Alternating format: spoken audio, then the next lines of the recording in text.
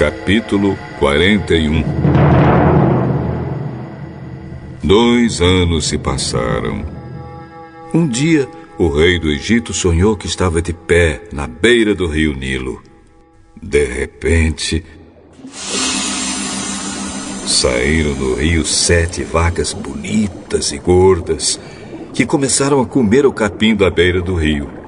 Logo em seguida, saíram do rio outras 7 vacas, feias e magras, que foram ficar perto das primeiras vacas na beira do rio. E as vacas feias e magras engoliram as bonitas e gordas. Aí o rei acordou, mas tornou a dormir e teve outro sonho. Desta vez ele viu 7 espigas de trigo que saíam de um mesmo pé. Elas eram boas e cheias de grãos. Depois saíram 7 espigas secas e queimadas pelo vento quente do deserto. E elas engoliram as 7 espigas cheias e boas. O rei acordou. Tinha sido um sonho. De manhã ele estava muito preocupado e por isso mandou chamar todos os adivinhos e todos os sábios do Egito. O rei contou seus sonhos, mas nenhum dos sábios foi capaz de dar a explicação. Então o chefe dos copeiros disse ao rei: Chegou a hora de confessar um erro que cometi. Um dia o senhor ficou com raiva de mim e do chefe dos padeiros e nos mandou para a cadeia na casa do capitão da guarda. Certa noite cada um de nós teve um sonho e cada sonho queria dizer uma coisa. Lá na cadeia estava com a gente um moço hebreu que era escravo do capitão da guarda. Contamos a esse moço os nossos sonhos e ele explicou o que queriam dizer. E tudo deu certo, exatamente como ele havia falado. Eu voltei para o meu serviço e o padeiro foi enforcado. Então o rei mandou chamar José e foram depressa tirá-lo da cadeia. Ele fez a barba, trocou de roupa e se apresentou ao rei. Então o rei disse: Eu tive um sonho que ninguém conseguiu explicar. Ouvi dizer que você é capaz de explicar sonhos. Isso não depende de mim. É Deus quem vai dar uma resposta para o bem do senhor, ó rei. Sonhei que estava de pé na beira do rio Nilo.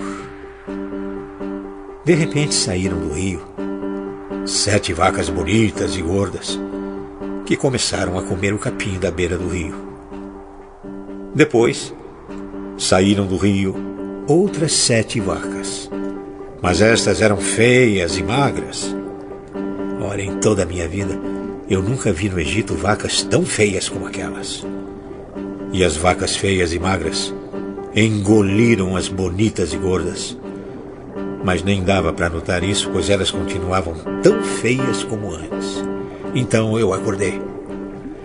Depois tive outro sonho. Eu vi 7 espigas de trigo boas e cheias de grãos, as quais saíam de um mesmo pé. Depois saíram 7 espigas secas e queimadas pelo vento quente do deserto. E elas engoliram as 7 espigas cheias e boas. E eu contei os sonhos aos adivinhos, mas nenhum deles foi capaz de explicá-los.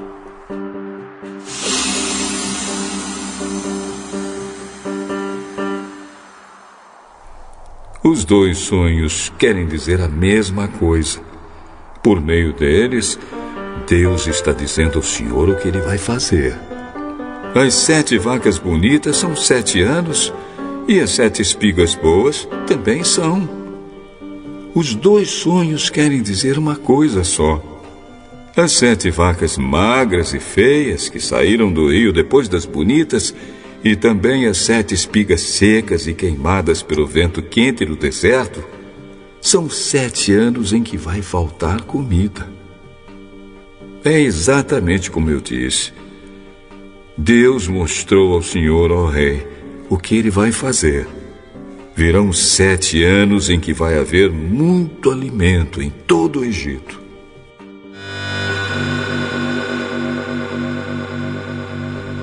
Depois virão 7 anos de fome. E a fome será tão terrível que ninguém se lembrará do tempo em que houve muito alimento no Egito. A repetição do sonho quer dizer que Deus resolveu fazer isso e vai fazer logo. Portanto, será bom que o senhor, ó rei, escolha um homem inteligente e sábio e o ponha para dirigir o país. O rei também deve escolher homens que ficarão encarregados de viajar por todo o país para recolher a 5ª parte de todas as colheitas durante os 7 anos em que elas forem boas. Durante os anos bons que estão chegando, esses homens ajuntarão todo o trigo que puderem e o guardarão em armazéns nas cidades, sendo tudo controlado pelo Senhor. Assim, o mantimento servirá para abastecer o país durante os 7 anos de fome no Egito. E o povo não morrerá de fome. O conselho de José agradou ao rei e aos seus funcionários. E o rei disse a eles: Não poderíamos achar ninguém melhor para dirigir o país do que José, um homem em quem está o Espírito de Deus. Deus lhe mostrou tudo isso. E assim está claro que não há ninguém que tenha mais capacidade e sabedoria do que você, José. Você vai ficar encarregado no meu palácio, e todo o meu povo obedecerá às suas ordens. Só eu terei mais autoridade do que você, pois sou o rei. Neste momento, eu o ponho como governador de todo o Egito. Então o rei tirou do dedo seu anel sinete e o colocou no dedo de José. Em seguida, mandou que o vestissem com roupas de linho fino e pôs uma corrente de ouro no pescoço dele. Depois fez com que José subisse no carro reservado para a maior autoridade do Egito, abaixo do rei, e mandou que os seus homens fossem na frente dele gritando: Abram caminho! Assim, José foi posto como governador de todo o Egito. O rei disse a José: Eu sou o rei, mas sem a sua licença, ninguém poderá fazer nada em toda a terra do Egito.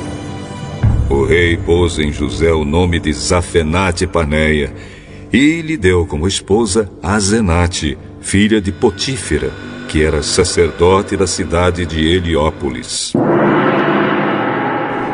José tinha 30 anos quando entrou para o serviço do rei do Egito. Ele saiu da presença do rei e viajou por todo o Egito. Durante os 7 anos de fartura, a terra produziu cereais em grande quantidade.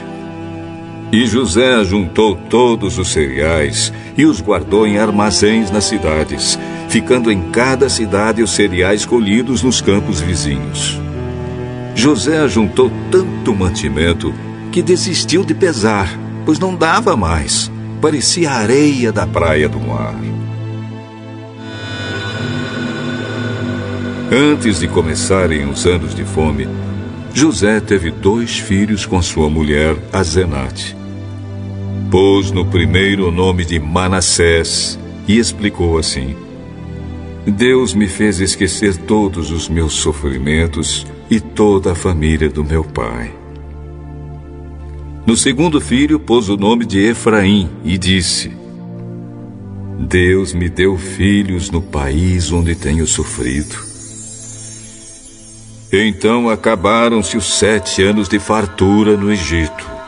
E, como José tinha dito, começaram os 7 anos de fome. Nos outros países o povo passava fome, mas em todo o Egito havia o que comer. Quando os egípcios começaram a passar fome, foram pedir alimentos ao rei. Vão falar com José e façam o que ele disser. Quando a fome aumentou no país inteiro, José abriu todos os armazéns e começou a vender cereais aos egípcios. E de todos os países vinha gente ao Egito para comprar cereais de José, pois no mundo inteiro havia uma grande falta de alimentos.